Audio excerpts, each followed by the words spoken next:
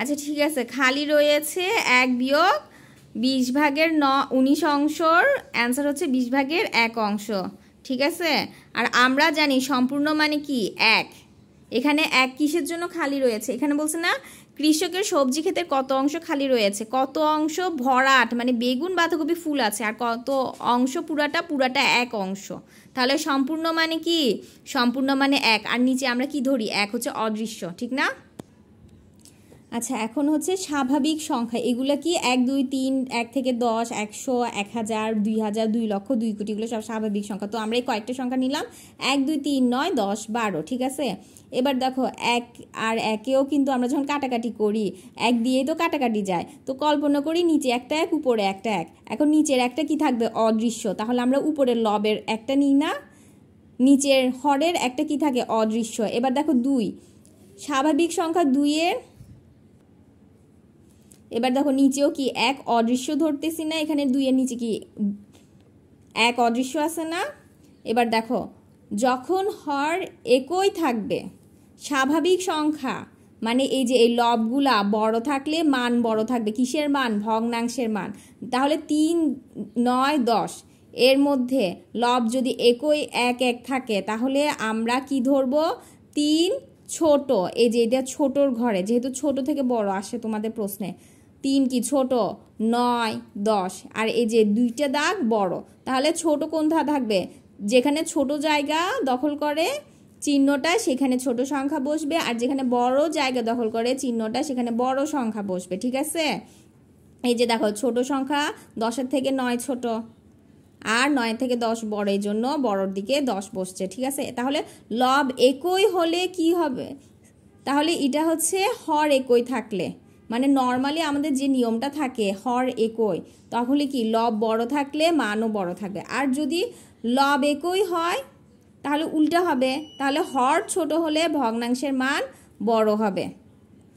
যেমন এই যে লব একই 2 2 2, নিচে কি আছে 3 5 6, তাহলে কি বড়টা বের করি, কারণ আমরা কি ছোট থেকে বড় করব, তাহলে উল্টা করতেছি 6 5 3। তাহলে লব একই হলে হর ছোট হবে মান বড় হবে, কার মান বড়? ভগ্নাংশে। তাহলে একটা অঙ্ক 3 9 5 8-এর কি ছোট থেকে বড় করতে হলে কি করব? উল্টা করব, 9 8 5 3, আর উপরে লব বসাই দিব আর ছোট বড় সংখ্যাটাও বসাই দিব, ঠিক আছে। আসো বইয়েরটা পড়ি, যদি ভগ্নাংশগুলো হরগুলো একই থাকে তবে যে ভগ্নাংশের লব বড় সেই ভগ্নাংশটির মান বড়। আরেকটা হচ্ছে যদি ভগ্নাংশগুলো লব একই থাকে তবে যে ভগ্নাংশের হর ছোট সেই ভগ্নাংশটি বড়, ঠিক আছে। খেয়াল করছো ভগ্নাংশটি বড় দোনো জায়গায়, আর এখানে কি লব বড় থাকে হর ছোট থাকে, মনে থাকবে কথা। আবার দেখো রুল নাম্বার 1, লব বড় হবে কখন? ভগ্নাংশ বড় হবে, হর একই থাকলে লব বড় ভগ্নাংশও বড় হবে। তাহলে ভগ্নাংশ বড় কখন হবে? হর একই থাকলে লব বড় থাকবে, ঠিক আছে। আবার যদি লব একই থাকে ভগ্নাংশ কখন বড় হবে? হর যখন ছোট হবে, ঠিক আছে। এই সাইডের কথাটা কি কোথায় লেখা আছে? বইয়ে লেখা আছে। আর ভগ্নাংশ কখন ছোট হবে? এটার উল্টা, লব যখন ছোট হবে হর একই থাকলে কি হবে? লব ছোট হবে ভগ্নাংশ ছোট হবে, এটা হচ্ছে সমান, ঠিক আছে। আর ভগ্নাংশ কখন ছোট হবে? লব যখন একই হবে হর বড় থাকলে কি হবে? ভগ্নাংশ ছোট হবে, এটার উল্টা, ওকে, মানে বড় ছোট। তাহলে মনে রাখার জন্য লব একই থাকলে উল্টা হবে হর ছোট ভগ্নাংশ বড়, হর একই থাকলে সোজা হবে লব বড় ভগ্নাংশ বড়।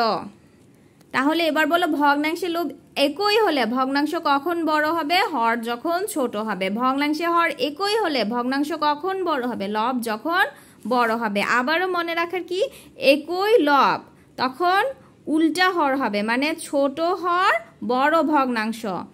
তারপরে একই লব তখন কি হবে? উল্টা হবে, উল্টা হর হবে, কিভাবে? ছোট হর বড় ভগ্নাংশ। আবার যখন একই হর তখন সোজা লব হবে, বড় লব বড় ভগ্নাংশ, ঠিক আছে। ঠিক আছে, একটা উদাহরণ 89 পেজটার 1 নাম্বার প্রশ্ন লিখবা, লিখার পরে কি লিখবা? ওই কথাটা লিখবা, যেহেতু এখানে লব একই আছে আর কি হর ডিফারেন্ট আছে, তাহলে লব একই এর কথা লিখবা, ঠিক আছে। তখন এটা উল্টা হবে, হর ছোট ভগ্নাংশ বড়। তারপরে হচ্ছে কোনটা ছোট বড় করে অঙ্কটা শেষ করে দিবা, উত্তর বসাই দিবা। ঠিক আছে, তাহলে কি করবা, লবতে একই তো হরগুলা বসাবা উল্টা করে কমা দিয়ে, আমরা ছোট থেকে বড় ভগ্নাংশ সাজিয়ে পাই, তারপরে হচ্ছে গাণিতিক চিহ্ন বসিয়ে পাই, তখন কমার বদলে গাণিতিক চিহ্ন ছোট বড় সংখ্যা বসিয়ে পাই, উত্তর বসাই দিব। ঠিক আছে, অঙ্ক শেষ, ভগ্নাংশের ছোট বড় নির্ণয়।